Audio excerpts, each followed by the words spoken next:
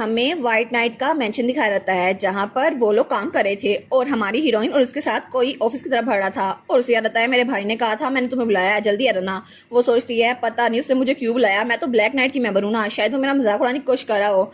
तो वो कहती है लेकिन उसके अलावा भी आखिर ये मेरे साथ क्यों है, और वो था जोशुआ कोरमल जो कि व्हाइट नाइट के मेंबर था। वो सोचती है ये तो जोशुआ डाई हार्ड फैन है और ये रेमंड को बहुत ज़्यादा पसंद करता है, उसके लिए तो रेमंड एक तरह से आइडल है, वो उसको बहुत ज़्यादा पसंद करता है। और ये एक ऐसा कैरेक्टर है जो प्रिंसेस यानी मुझे बहुत ज़्यादा नफरत करता है क्योंकि मैं रेमंड को तंग करती रहती हूँ ना, लेकिन आई एम श्योर ये दिल में ही मुझे कर्ज कर रहा होगा।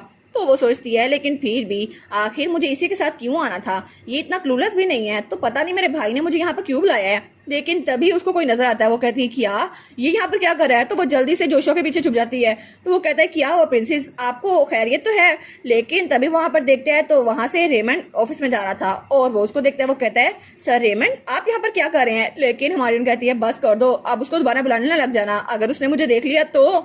वो कहती है आई थिंक मुझे वापस चले जाना चाहिए। वो कहता है क्या, लेकिन आपको तो बुलाया ना क्राउन प्रिंस ने। वो कहती है मैं सर स्पेंसर से मिलना नहीं चाहती, इसलिए मैं चाहती हूँ कि दोबारा हमारे दरमियान कुछ भी ना हो जिसकी वजह से गॉसिप फैले। वो कहता है क्या गॉसिप ना फैले, लेकिन हमारी रन जाते हुए कहती है मैं नहीं चाहती कोई रूमर्स फैले, इसकी वजह से मैं रेमंड के साथ आऊँ, तो चलो मुझे यहाँ से जाने दो। वो कहती है क्या तुम समझ गए, और प्लीज मेरी तरफ से मेरे भाई को ये सारी चीजें दे देना। वो कहता है क्या सच में, मुझे तो लगा था वो कैप्टन की अटेंशन हासिल करना चाहती है, लेकिन सच में वो रूमर्स को फैलाना नहीं चाहती, और इसका मतलब है कि वो उससे छुप रही थी। और उसके एक्सप्रेशन ऐसा लगता था वो बहुत ज्यादा सैड है, ये डरी हुई है, लेकिन मे बी वो सारी रूमर्स के उनका दिमाग बदल गया है, उन्होंने अपनी सोच बदल ली है, वो रेमंड के पीछे नहीं है, क्या ये सच है। और तब हमें क्राउन प्रिंस का ऑफिस दिखा रहता है जहाँ पर रेमंड और क्राउन प्रिंस बैठे हुए थे। तो तभी वहाँ पर जोशुआ आता है। वो कहता है क्या एग्नेस कहाँ गई, तो वो कहता है माफ कीजिएगा लेकिन उनको थोड़ा काम आ गया, इसलिए उन्होंने कहा वो अगली बार आपसे मिल लेंगी। तो क्राउन प्रिंस कहता है अच्छा, लेकिन मैं तो चाहता था वो रेमंड से मिल ले, शायद उसका दिमाग बदल गया है। तो क्राउन प्रिंस कहता है अगर तुम्हें और कोई काम नहीं है तो यहाँ से जा सकते हो। वो कहता है ठीक है मैं जा रहा हूँ। और उसके बाद क्राउन प्रिंस और रेमंड स्पेंसर आमने सामने थे। तो क्राउन प्रिंस कहता है मैंने तुमसे जो पहले कहा था क्या तुम वो लेके आए हो। वो कहता है जी बिल्कुल, और उसने वहां पे बहुत ज्यादा डॉक्यूमेंट्स रखे हुए थे। तो क्राउन प्रिंस कहता है क्या इतने ज्यादा, तो वो कहता है जी बिल्कुल, ये सारी लड़कियां वो हैं जिनको सीरियस मेलविल डेट कर चुका है। तो क्राउन प्रिंस कहता है ये सारी की सारी वो बास्टर्ड, मुझे पता था वो प्ले बॉय है लेकिन मैंने कभी सोचा नहीं था इतनी सारी लड़कियों को डेट किया होगा, लेकिन इसमें डियाना नहीं है ना, क्योंकि वो डियाना को पसंद करता था। तो वो कहता है लेकिन फिर भी इसके बावजूद भी मैं एंगेजमेंट तो नहीं करवाने वाला अपनी बहन के उसके साथ, लेकिन शायद इसी वजह से रेमंड थोड़ा जेलस हो रहा है। तो रेमंड कहता है सीरियस एक ऐसा इंसान है जो कभी भी शादी के बाद भी लड़कियों के साथ फ्लर्ट करना नहीं छोड़ेगा, तो मुझे लगता है वो प्रिंस के लिए बिल्कुल भी सूटेबल नहीं है। तो क्राउन प्रिंस कहता है अच्छा तुम्हें सच में ऐसा लगता है, लेकिन अगर सच में वो उसका हस्बैंड नहीं बन सकता तो उसके लिए कोई और चाहिए होगा, तो तुम्हारा इस बारे में क्या ख्याल है रेमंड स्पेंसर, क्या हम इसको ट्राई ना करें। तो रेमंड कहता है क्या मैं, लेकिन क्यों। तो क्राउन प्रिंस कहता है क्या तुम मेरी सिस्टर को पसंद नहीं करते या फिर तुम उससे नफरत करते हो। तो वो कुछ नहीं बोलता। तो क्राउन प्रिंस कहता है ऐसा नहीं है मैं तुम्हें फोर्स कर रहा हूँ, लेकिन अगर तुम्हें सीरियस के साथ वो अच्छी नहीं लग रही तो हम कुछ सोच सकते हैं। तो फिर वो कहता है ठीक है तुम्हारे हार्डवर्क के लिए थैंक यू, अगर तुम्हें कुछ नहीं चाहिए तो जा सकते हो। तो वहां से रेमंड जाने लगता है। तो तब वो कहता है तुमने कहा था कि तुम एक मिशन में जाने वाले हो, तो अगर तुम वहां जाने वाले हो तो उससे पहले एग्नेस से मिलते जाना अगर तुम्हारे पास टाइम हो। तो वो कहता है जी मैं ऐसे ही करूंगा। तो क्राउन प्रिंस सोचता है ऐसा लगता है कि एग्नेस की एंगेजमेंट का सुनकर इसको गुस्सा आ गया है, लगता है कि ये नहीं चाहता एग्नेस किसी और से शादी करे, लेकिन उसका डैड पीछे से कहता है तुम ऐसे कैसे कर सकते हो, मेरी बेबी स्कूल को किसी और को दे सकते हो, एग्नेस किसी से शादी नहीं करेगी, वो यहीं पर रहेगी। तो तब रेमंड उसकी सारी बातें सुनता है, लेकिन वो कहता है जब मेरे पास मौका हुआ मैं प्रिंस के महल जरूर जाऊंगा और उनसे बात करूंगा। तो क्राउन प्रिंस उसके जाने के बाद बहुत ज्यादा जोर से हंसता है। वो कहता है देखा मुझे पता था तुम इस बात को नहीं मानोगे, है ना, तुम एग्नेस से नफरत नहीं करते। वेल एग्नेस बहुत ज्यादा प्रिटी टैलेंटेड और नोबल है, और वो तो एक प्रिंसेस है हर तरह से परफेक्ट, और वो तुम्हें पसंद करती है, और शायद वो अपना दिमाग इस्तेमाल कर रही है इसलिए उसने अपना तरीका बदल दिया ताकि तुम्हारी अटेंशन उसकी तरफ आ जाए। लेकिन एग्नेस फिक्र ना करो, सारा काम अपने भाई पे छोड़ दो, मैं तुम्हारी उसके साथ एंगेजमेंट करवा के रहूंगा। यार क्राउन प्रिंस अपनी बहन से भी पूछ लो उसको कौन चाहिए, उसको तो काइलो चाहिए, उससे भी पूछ लो ना एक बार। और दूसरी तरफ प्रिंसेस वो कहती है क्या मुझे ऐसा क्यों लग रहा है कोई मेरे बारे में बातें कर रहा है, लेकिन ये तो बहुत ज्यादा स्टूपिड है ना। और दूसरी तरफ सीन चल होता है और हमें हमारे काइलो के स्टेप ब्रदर और उसका डैड दिखा रहता है। वो कहते हैं क्या वो अभी तक यहाँ पर नहीं है। तो वहाँ पे एक स्पाई था, वो कहता है जी बिल्कुल लॉर्ड रे वो एक मिशन पे निकले हैं और 2 दिनों में वापस आए गए। तो वो कहता है कि यार सच में वो यहाँ पर नहीं है, लेकिन वो कितने दिनों में वापस आएगा। वो कहता है 2 दिन तो लग ही जाएंगे, ज्यादा तो टाइम नहीं पता मुझे, लेकिन क्या पता 2 दिन लग जाए। तो काइलो का भाई कहता है अगर हम यहाँ पर हैं तो प्रिंसेस ना मिलने, वैसे भी हम यहाँ पर आ ही गए हैं और हमने सुबह मैसेज भेजा था तो क्या हम मिलने। तो तब उसका डैड कहता है तुम लोग बस चुप हो जाओ, तुम्हें क्या लगता है प्रिंस का महल है या कुछ और, तुम इमेच्योर बास्टर्ड ऐसे कैसे मिल सकते हो उससे। तो वो दोनों कहते हैं सच में, लेकिन हमने तो नए कपड़े भी पहने थे प्रिंस से मिलने के लिए।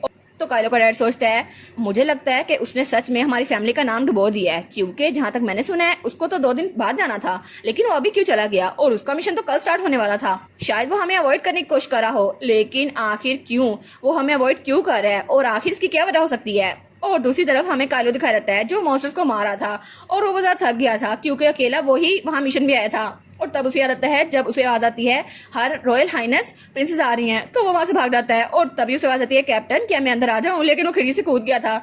वो सोचता है मुझे पता है कि मैं प्रिंस के लायक नहीं हूँ, लेकिन पता नहीं मैं कर क्या रहा हूँ, मुझे तो इस मिशन पे आना ही चाहिए था, 2 दिन बाद आने का टाइम था, लेकिन मैं भाग क्यों रहा है। और उस दिन प्रिंसेस वो तो नशे में थी ना, तो मुझे नहीं पता उनको फेस कैसे करना है, क्योंकि मैं तो एम्बेरसमेंट के मारे मरी जा रहा हूँ, लेकिन वो तो मुझे रेमंड की रिप्लेसमेंट के तौर पर ट्रीट करती है ना, तो अच्छा है मैं जहाँ पर हूँ वहीं पर हूँ, क्योंकि अगर प्रिंसेस को उस इंसिडेंट का याद आ गया तो बहुत ज़्यादा गुस्सा हो जाएगी। और अगर उसने मुझसे पूछा उस दिन क्या हुआ था और मैंने उसे बता दिया, तो उसका डिस्गस्टिंग फेस मुझे बहुत ज़्यादा बुरा लगेगा और वो मेरी तरफ बहुत ज़्यादा नफरत करने लग जाएगी।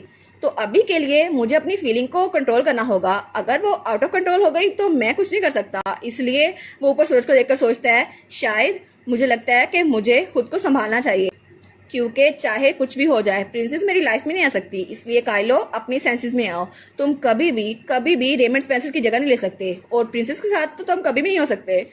और दूसरी तरफ हमें प्रिंस का महल दिखाता है जहाँ पे हमारी हीरोइन ने कुछ कॉमनर्स के कपड़े पहने हुए थे। तो उसकी चीफ मेट कहती है प्लीज प्रिंसेस आप नहीं जा सकती, लेकिन वो बाहर भागने लगी थी और पकड़ी गई थी। तो चीफ मेट कहती है मैं लॉर्ड स्पेंसर नहीं हूँ, लेकिन फिर भी वो यहाँ आने वाले हैं, तो थोड़ी देर के लिए तो रुक जाए ना, उनसे मिलके चल जाए। तो उसका हाथ पकड़ती है और कहती है प्लीज ना मुझे जाने दें, आपको पता है ना मुझे बाहर जाना है, और वैसे भी मैं थोड़ी देर में वापस आ जाऊंगी। तो वो कहती है लेकिन, तो हमारी कहती है मुझ पर ट्रस्ट करे ना, मैं जल्दी वापस आ जाऊंगी, पिछली बार तो जल्दी वापस आ गई थी।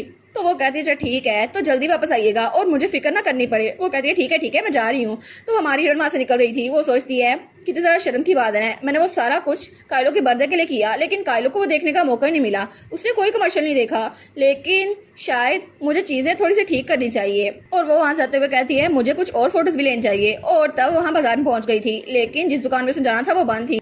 वो कहती है कि मैं जल्दी आ गई, ये दुकान जल्दी बंद हो गई है, लेकिन वो सोचती है मुझे कुछ ना कुछ तो करना ही होगा। तभी वहाँ से गाड़ियाँ गुजर रही थी। तो सब लोग कहते हैं आखिर आजकल घोड़े कौन चलाता है, और कोचमैन इनको तो कोई होश ही नहीं है, पता नहीं कब किसका एक्सीडेंट हो जाए। तो हमारी उन कहती है क्या हो गया है, मुझे तो यहाँ पे फोटो बूथ पे आना था, लेकिन पता नहीं सब लोग इतना रश क्यों लगाए हुए हैं, लेकिन अब मैं यहाँ आई गई हूँ तो थोड़ा शॉपिंग कर लेती हूँ। और तब वहाँ जा रही थी, लेकिन तभी उसे पीछे से कोई देख रहा था, और वो था रेमंड स्पेंसर जो छुप के उस पर नजर रख रहा था।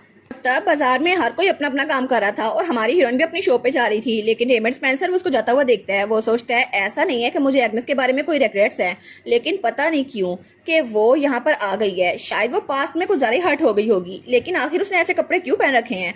और मुझे लगता है कि मुझे उससे माफ़ी मांगनी चाहिए, लेकिन क्यों। जब मैंने देखा कि वो चीफ मेट से कह रही है उसे बाहर जाने दे, तो मुझे लगा शायद वो मुझसे बचने के लिए जा रही है, लेकिन ये आखिर ऐसा कर क्यों रही है। और उसे क्या लगता है कि अगर वो पकड़ी गई तो उसके सबऑर्डिनेट्स को सजा नहीं मिलेगी, ऐसा हो ही नहीं सकता। और तब उसे लगता है जब बचपन में वो हमेशा भाग जाया करती थी और सब लोग उसको ढूंढ रहे होते थे, प्रिंसेस प्लीज कहाँ पर हैं आप, अगर एम्पर को पता चल गया वो हमें जान से मार डालेंगे। लेकिन वो उसको ढूंढते हुए गार्डन वाली साइड पर आता है और हमारी हीरोइन वहाँ पर सो रही थी। वो सोचता है हर बार वो वहाँ से भाग जाती थी, लेकिन आराम से वो एक जगह सो रही होती थी अपने इनोसेंट फेस के साथ, लेकिन मुझे तब बहुत ज़्यादा गुस्सा आया करता था। और अब भी वो बिल्कुल वही कर रही है, मुझे लगा था वो मैच्योर हो गई है, लेकिन फिर से वो वही मिस्टेक्स दोहरा रही है। और तभी हमारी हीरोइन को कुछ नजर आता है, वो कहती है वाह ये मुझे मिल गया, और वहाँ पे एक टेडी बेयर था जो ब्लैक कलर का था। वो कहती है दैट्स राइट, मुझे यही चाहिए था। और उस टेडी बेयर की आंखें बिल्कुल ब्लू थी हमारे काइलो की तरह। वो कहती है ना मुझे ये चाहिए। तो रेमंड सोचता है एग्नेस अभी भी एक छोटी बच्ची है, हालांकि वो अडल्ट बन गई है, लेकिन फिर भी जब मैं उसको वापस लेके जाया करता था तो मुझे लगता था कि हम लोग अच्छी तरह से रहेंगे, हम लोग दोस्त बन के रहेंगे, लेकिन वो मेरे पीछे आ गई और इसकी वजह से मुझे उससे चिढ़ होने लग गई। शायद हम लोग दोबारा से वैसे ही बन जाएं। और तब उसकी तरफ हाथ बढ़ाता है, लेकिन हमारी हीरोइन उसकी तरफ नहीं देख रही थी। और तभी वहां से एक बग्गी गुजरती है जो बहुत ज़्यादा तेज से जा रही थी। तो रेमंड कहता है क्या, और वो बग्गी बहुत ज़्यादा तेज से हमारी हीरोइन की तरफ भाड़ी थी। वो कहता है मेरे रास्ते से हट जाओ, लेकिन हमारी हीरोइन वो उसकी तरफ ध्यान नहीं देती, और जब वो देखती है तो बग्गी उसके बहुत ज़्यादा करीब आ गई थी। और तभी रेमंड कहता है क्या ये क्या होने वाला है, और वो बग्गी हमारी हीरोइन को कुचल के जा चुकी थी। तो सब लोग वहाँ देख रहे थे। वो कहते हैं कि ये गाड़ी, ये कैरेज थी किसकी, ओ माय गॉड इस लड़की को तो बहुत ज़्यादा चोट आई है। तो रेमंड वहाँ से भाग रहा था। वो कहता है ये नहीं हो सकता, ये तो इम्पॉसिबल है, ऐसा हो ही नहीं सकता। और वैसे भी अभी तक मैंने उससे माफ़ी नहीं मांगी, मैंने उसको बताया नहीं, कुछ भी नहीं बताया। और हमारी हीरोइन वहाँ ज़मीन पे लेटी हुई थी और उसके सर से खून निकली जा रहा था। वो कहता है आखिर क्यों, इसके साथ ऐसा क्यों होना था? क्या ये बिल्कुल वैसे ही है जैसे मेरी मोम के साथ हुआ था? लेकिन मैं ऐसे दोबारा नहीं होना देना चाहता। और तब वो हमारी हीरोइन के पास पहुंच चुका था जिसके सर से खून बह रहा था।